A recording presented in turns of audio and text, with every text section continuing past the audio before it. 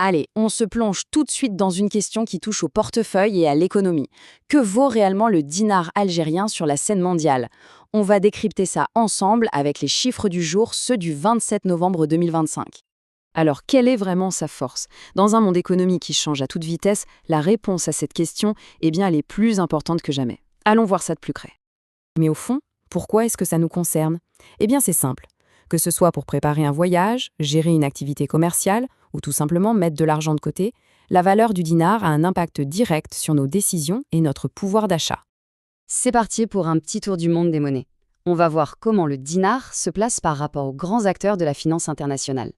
On commence avec le poids lourd, le dollar américain. Il s'échange aujourd'hui entre 130 et 134 dinars.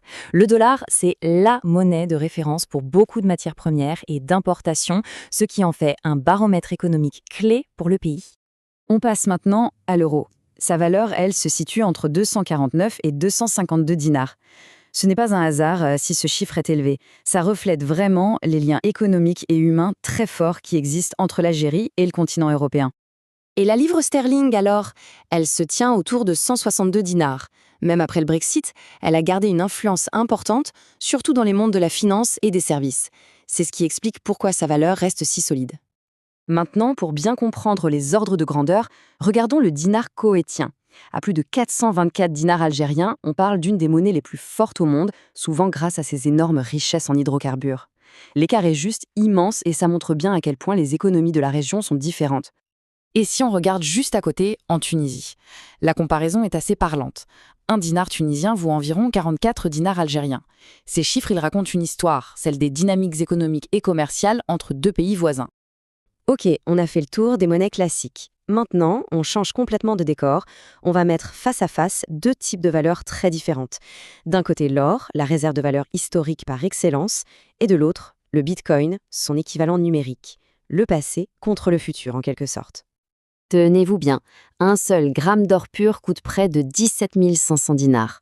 C'est bien plus qu'un chiffre, c'est le prix d'une sécurité qu'on peut toucher, une valeur refuge qui a fait ses preuves à travers les siècles et les crises. Et c'est là toute la force de l'or. Comme le dit un vieil adage financier, il est vu comme une des protections les plus sûres.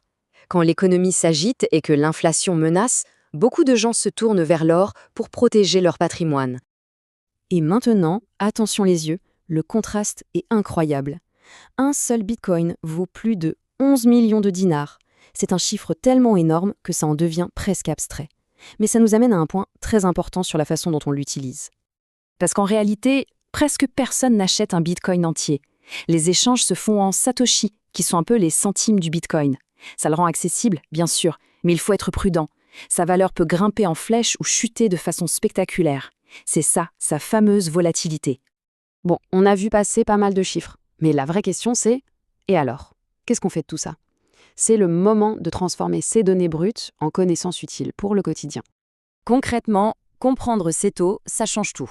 Ça permet de saisir le vrai pouvoir d'achat de son argent, de prendre des décisions plus intelligentes pour son épargne ou ses investissements, et même d'anticiper le coût réel d'un voyage ou d'un produit importé. En gros, ça aide à décoder les grands mouvements de l'économie mondiale. On arrive à la fin de cette analyse. Et tout ça nous amène logiquement à une dernière réflexion, une question qui ouvre le débat.